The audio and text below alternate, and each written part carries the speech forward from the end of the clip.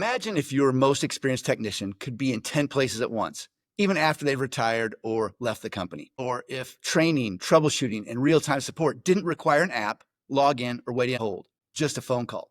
Today's guest, Derek Crager, has made that possible. He's the founder of Practical AI and the creator of Pocket Mentor, the world's first voice-based AI mentor designed for hands-free, real-time industrial support. Derek has a unique perspective in systems thinking, pattern recognition, and human-centered AI design.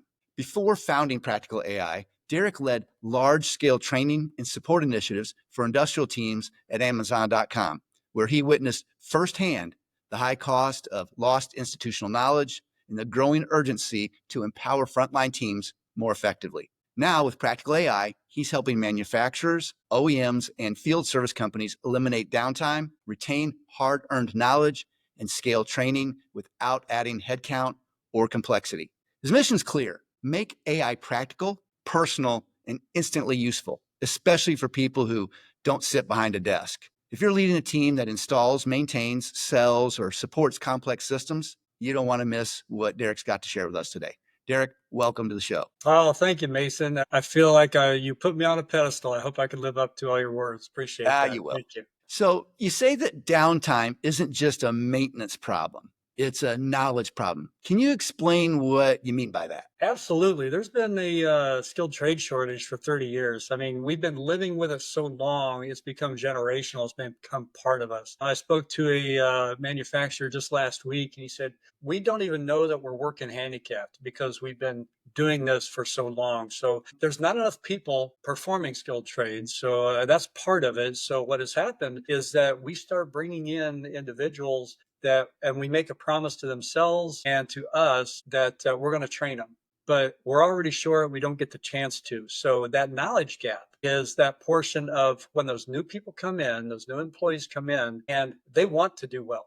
They want to perform. They want to solve the problems and earn the money that they make. And so that knowledge gap happens when they don't have that information, then they're just stuck putting their hands in the air. And the result is operational downtime. Interesting. So what is Pocket Mentor and why is it such a breakthrough for industrial teams? Thank you for that. Pocket Mentor is a hands-free. You covered it quite well early, so it looks like my marketing slicks are paying off. Pocket Mentor is a hands-free, you just have your Bluetooth in and you make a phone call. Just like if I was calling Mason and saying, hey, I'm changing the oil in my car. Can you talk me through it? And Mason would be there and talk me through it. That's where Pocket Mentor comes in. And you mentioned it's not an app. It's not internet-based. You don't need a laptop. You don't need a tablet, because any technician that is looking at work instructions on a tablet or a computer, they're using their best tools, holding the instruction rather than listening and doing. And it's the performing that we get paid for as technicians. So Pocket Mentor, just a phone call. The technician goes up, scans a QR code on the machine. The machine says, hi, I'm Mike with Pocket Mentor. I see you're on op one today. What can I help you with today? And then it's conversational. And it just walks them through with their hands free to hold the tools that they need to get that job done. I think some people are intimidated by when they hear about AI, and my experience has been that it's pretty easy. But for those that are kind of hesitant and maybe dipping their toes in the water, they think it sounds all complex and whatnot. And it sounds like you've gone the exact opposite direction. I mean, just a phone call, no app, no login, just a phone call. Why was that simplicity so important to you? And how does it really change the adoption of this new way of doing business? Yeah, absolutely. It's the simplicity that makes things happen. If you look at Google.com, they were what? And they still are. One box and a search. They do one thing, they do it well. I spent time at Amazon, but in the early days of Amazon, we're talking 1990, 95. If you were around in the 90s, you knew that Amazon was just another company. There was nothing at all special about Amazon. Up until a point, Jeff Bezos got to his development team and said, hey, I want one-click purchase. And his dev team shouted back, well, we can do 11. He goes, no, one click. And they go, oh, Jeff, we got down to 8. That's as few clicks as we can go. And Jeff says, no, I want one click. So that went back and forth until guess what? Amazon got one-click purchasing. And in the retail world, I think Amazon, last time I checked, owns 57% of all retail sales because of the simplicity of it. So I learned from this, learned through history, and quite frankly, I like things that are simple. I believe in, if anybody knows the name Richard Feynman, the physicist, he said if you can't explain it to somebody like they're 5 years old, then you don't know it well enough yourself. So this intersection of knowledge and I just had this epiphany last year, Mason, that through a simple conversation bypasses all the technology. The best technology around is that which you can't see. Kind of like our automated thermostats in our hallway that we have. What do? We say, "Hey, Nest, Google, Alexa, whoever we're talking to, set the temperature to 68 degrees," and it's just that easy. We have made that accessing knowledge on the shop floor as easy as that. It's funny when you talk about simplicity, and I respect your commitment to that. And that's a lot easier said than done. It's been my experience that things are exponentially more complex on the other end to make things simple. And that's why people don't. And the fact that you've taken the time to deal with the complex to make it simple, hats off to you. Can you walk us through maybe a real life example of how people use your technology in the field to solve problems on the spot? Yeah, absolutely. Absolutely. Just want to say that, yeah, the technical side on the back end, if everybody could do it, then I mean, everybody would be doing it. And I'm fortunate to find this niche and some good developers to work with. A good use case example is onboarding a new employee. Onboarding for most companies is, just go work with John or Janet for X number of days or hours, and they'll show you the ropes. Well, John or Janet isn't even a trainer. They're just on the job themselves. They're going to walk along and only explain things that just, I don't know, through happenstance they come across during the day. And so there's no actual onboarding going on. So the onboarding program that I built at Amazon, which the feather in my cap there is I use segmented learning to build Amazon's highest rated employee onboarding training program ever. And I did that with a lot of people. I think I counted about 100 people, just thousands of people hours going in to create the training and have it available as close to instant as possible. Now, we knew that didn't exist then, but today with Pocket Mint and this voice AI interface, a new employee can come in. We can give them the workbook or the packet, their welcome packet that they normally get, whether it's digital or paper-based. There's a QR code on the cover. They scan the QR code. They have their Bluetooth in, and they just start asking questions. It starts off, "Hi, welcome to fill in the blank here. Welcome to Workforce Academy. This is day one, and just want to start with how do you feel? How's your first day going so far? Is there anything I can help with?" Then the conversation begins. And as they go through, just like our onboarding packages or SOPs, whether we do it in-house or we have a third party like Workforce or somebody that's out there, they go through the sections. The Pocket Mentor, the AI in our case, will interface to this anthropomorphized conversational voice and just speak and support, and they're patient, and they have this one-on-one conversation that they can keep their headphones on all day long, and they're digging in deep, not only what to do, but why to do it. And that's really Now, is there two-way training with that? Because from a company's perspective, I could see where that would be incredibly valuable, because as an employer, that gives me some degree of quality control, that I know that my new employees are consistently getting the correct information and that they're getting all of the information.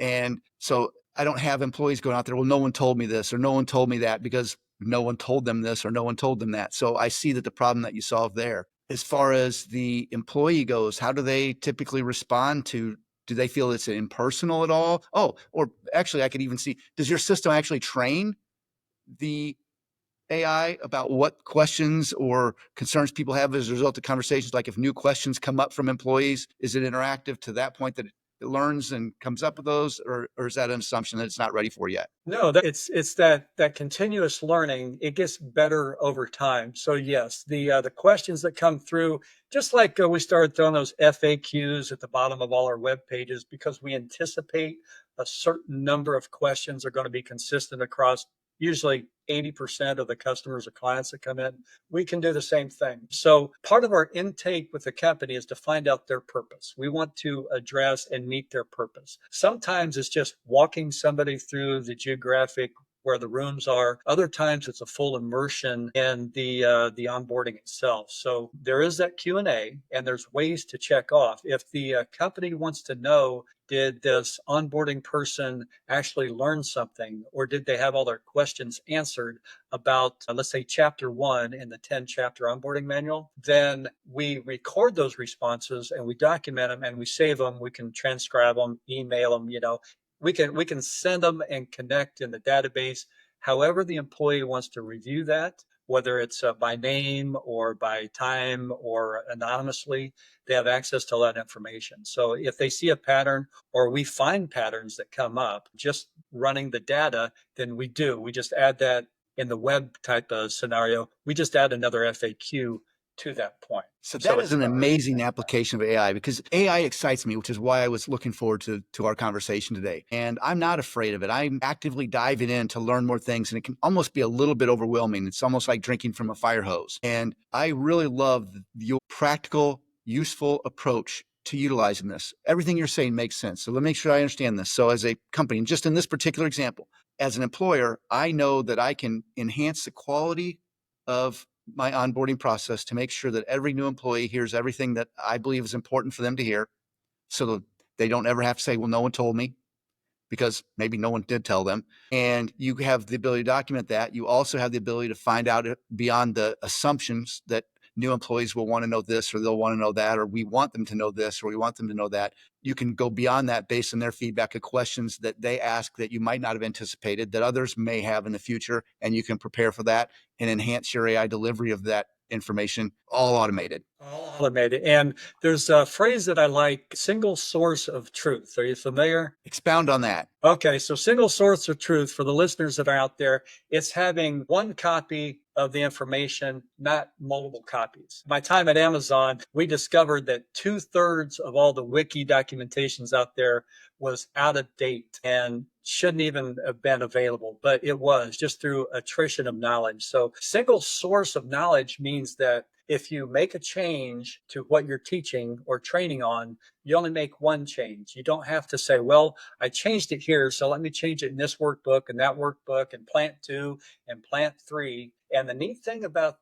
using Pocket Mentor in this scenario is that the companies also, there's money savings because they're not printing something new, or they're not revising printed material. They're not, they don't have to worry about audits. They are auditing the single source of truth rather than trying to audit all the manuals that are out there stuck in some desk, right? Wait a minute, we've got a new hire in plant 3. Well, I've got a onboarding package here somewhere. Oh, here's one. What's this?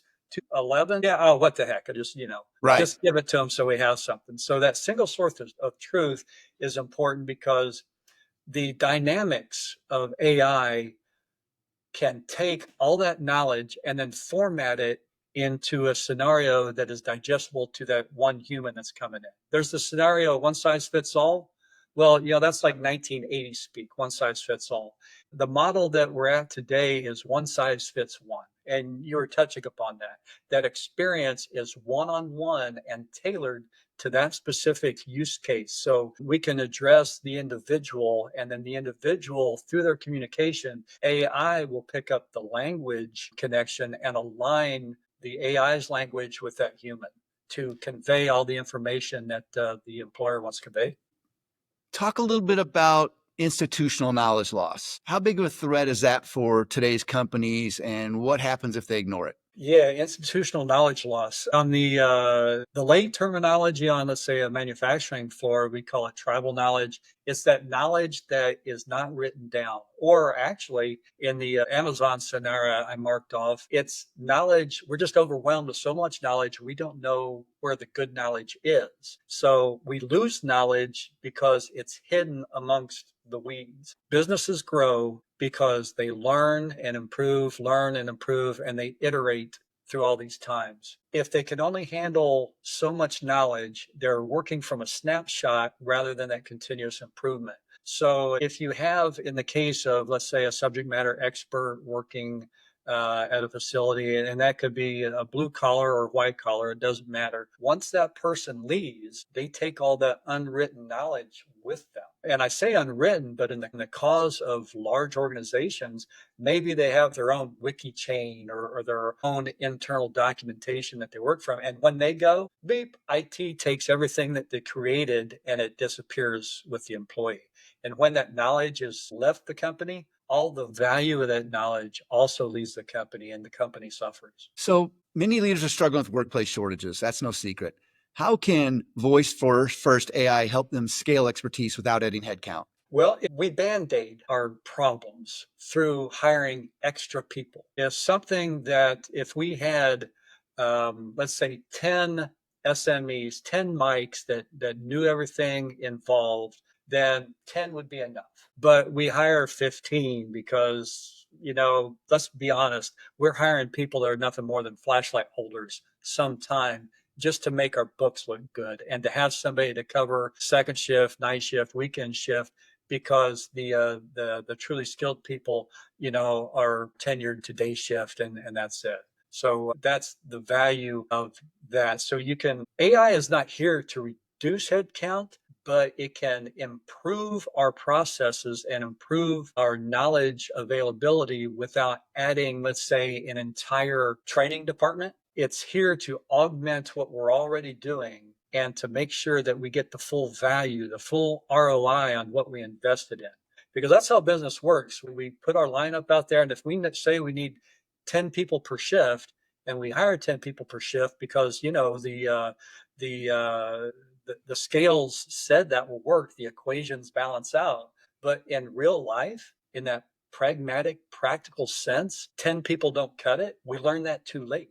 So Gotcha. with AI and this knowledge support, we can educate all 10 of those people to perform as they were hired to perform and truly how they want to perform.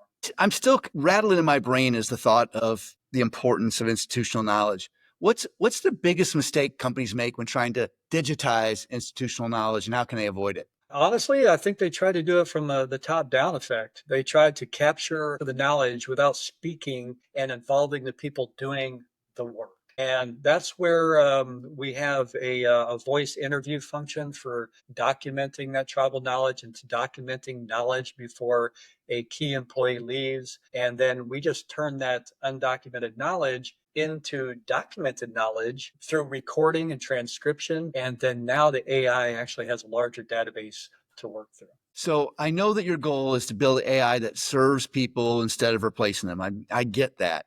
But what do you say to people who are scared and might not believe you? I mean, when you start talking about, oh, we're going to digitize all this institutional knowledge, then I can't help but think that there aren't some employees out there saying, well, gee, if you're going to digitize all the stuff I've got in my head, what value am I? I'm easily replaceable. That can be scary for a lot of people. How do you respond? That can be scary, absolutely. One, I'll say that if your job can be replaced by AI today, then you probably don't love your job. It's because AI is only really taking the roles of that monotonous, repetitious task. I think it was public broadcasting that had a spot on, let's call it the 1950s when we needed operators, human operators, to literally take a cable and put from the caller to the receiver for every call that was made in North America. And there was a time when the computers came in, big old computers back in the 50s, but they replaced the operators. And what they found out is that even though operators were being displaced, there were new jobs that were created as a result of this ability to perform more efficiently, that all these operators ended up having jobs and even better careers, many of them, because of that. So that's a real world scenario back in the day. Today, leverage AI to empower yourself. You can do it at the individual level or your employer. You can do this with your employees. You can empower your employees, and an empowered employee is irreplaceable. And AI is just one more tool in the toolbox to leverage. See, I agree with you. I think that embracing this and utilizing it as an employee or a business owner it's like top fuel to a dragster. I mean, it makes you faster, it makes you more capable, more valuable. But it's a jump for some people to make when, hey, I'm valuable in this company, and when there's a problem, people say, oh, just go ask Joe. He's got the answer. Well, Joe feels pretty good because he has the answer. He's got value in the company. It's harder to get rid of old Joe when he's the go-to source of, what was your term, the single source of truth? Yes. Joe's institutional knowledge might be the single source of truth, and Joe knows that, which is why he's got job security, feels pretty good. But you take that away, that's a way different feeling for Joe. I get it. I'm interested to see how our society transforms from Joe's the single source of truth to Joe might want to utilize AI to find other ways to contribute value to the organization and accelerate the learning of those around him. It's a fascinating time to be watching this and observing this. And I'm curious, where do you see the future of voice AI going next? What's the future of this in your opinion? Short term and long term, maybe like in terms of customer service, support, training, that type of stuff, sales. What do you see the future? What's the short-term future and what's the long-term future? Because there's a lot of people. I believe if we forget the past, we relive it. And so those of us that are old enough to remember when the internet came around, the internet first made its public debut in 1989. And I had my hands in the till way back then in 1990 and 3. I had an online retail shop and I sold product on 5 different continents. I closed down in 93, to be honest, and everybody's going to laugh at my expense. I thought I had saturated the market for what I was selling because in 1993, only geeks, nerds, fill in the blank, technical people were getting online. And it really wasn't until 2006, Mason, when the mobile phone started having internet and browser capability that suddenly it became adopted worldwide. And we went from less than 1 billion users to 6 billion users and seemingly overnight. The future of AI, it's a tech wave, just like the internet wave was. And we're going to have the same early adopters and late adopters and those that excel, and new companies are being created like the internet created. And there's going to be companies that we would think were Fortune 500, they're going to die.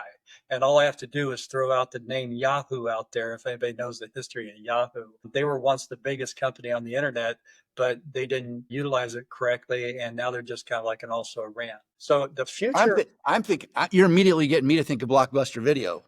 Like, yeah, there you go. I remember going in the video stores and like, internet, why would anybody, they like to, and I saw a speaker, I went to an event and they did research in Blockbuster and they said that people actually like to go and look at the boxes. And it's like, I can look at a preview of the movie on the internet, like, but it's easy for us to look back with the benefit of hindsight and say, gosh, it was obvious, but that's because we have the benefit of hindsight. But at that point in time, those people were thinking, we're Blockbuster, we're who's this Netflix company? What are you talking about? And now, with the benefit of hindsight, it's obvious, but I'm curious if you're looking into the future, what you see, and I appreciate you sharing that. If a CEO or an operations leader is listening and they want to prepare for the future of workforce support, where should they start and what should they stop doing immediately? Well, I think it's important to not jump on the technology bandwagon just because something's new. Don't come out with an AI strategy just because your shareholders are saying, what's your AI strategy? Because we're early on. We are very early on.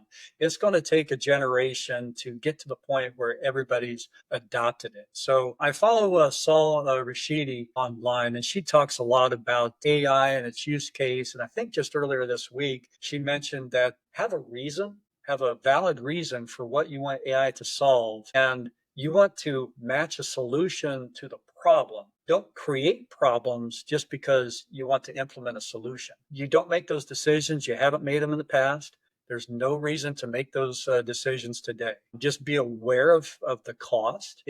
Are you buying in early and you're paying for development and creative juices and errors and reiterations and et cetera, or are you planning to merge your implementation at the point where it's best used for your company, whatever the role in your company is? Right now, you mentioned, you highlighted the fact that we're to the point at our company, we provide Pocket Mentor out here, that there's no technology needed. It's a telephone, and we've been talking to people for 50,000 years. So our technology is 50,000 years old. It's voice.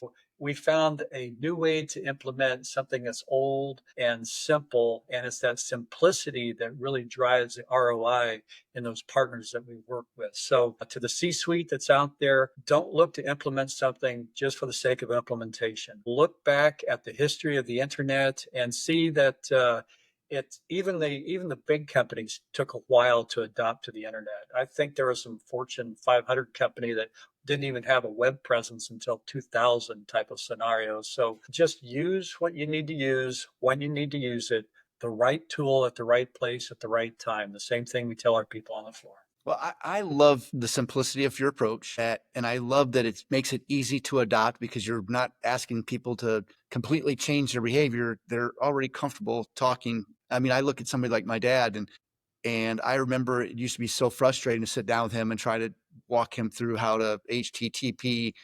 www:// and he like, he would kind of wig out. and now he can go to his phone and what do you do? Press a button, talk. How do I do this? How do I do that? How do I get to here? How do I get to there? And it's taken a while for technology to catch up with him, but you're already, as Stephen Covey always says, begin with the end in mind. You're beginning with the end in mind. You've got an approach that makes it possible for people to not have to be young techies to use. Anybody can talk and listen and learn. And I love your practical, simple solution. I love everything about what you're doing. And I'm really, really thankful that you spent the time to come and share your vision and what you're doing with me and those folks listening. If people want to know more about you and your company and what you're up to next, what's the best way for them to interact with you and connect with you? How do they reach out? Yeah, appreciate that. Appreciate everything you said, Mason. Really do. It's been a good time here in the conversation. If somebody wants to connect with me, you can find me on LinkedIn. Just Derek Crager. Not many of us out there with Derek Crager by name. You might want to spell it out for them. Derek, Crager, Crager. So I get called multiple names. So, but it is Derek Crager. It's unique enough that you can find me, and that's a keyword search. So that makes it even. And they can also go to our website at practicalai. And that's practical AI, just like it sounds, all contiguous, .app. That's Apple, Paul. So even though Pocket Mentor isn't the app, our web page is the app that interfaces with all the knowledge and answers all your questions about the product. It's been a pleasure having you on. I've learned a lot. I think everything you talked about was fascinating, and I'm glad you spelled your last name. I speak from personal experience. Mason Duchatschek. Mason's easy enough, but the Duchatschek does not spell easy. So I appreciate taking that time to spell it out, and I hope people do take the time to go check out what you're doing. I think it's interesting. I think it's awesome and very, very practical, and I'm really thankful that you took time to come visit with us today. So I appreciate you, and hopefully we'll have you on again soon. Look forward to it, Mason. You take care. It's been a pleasure.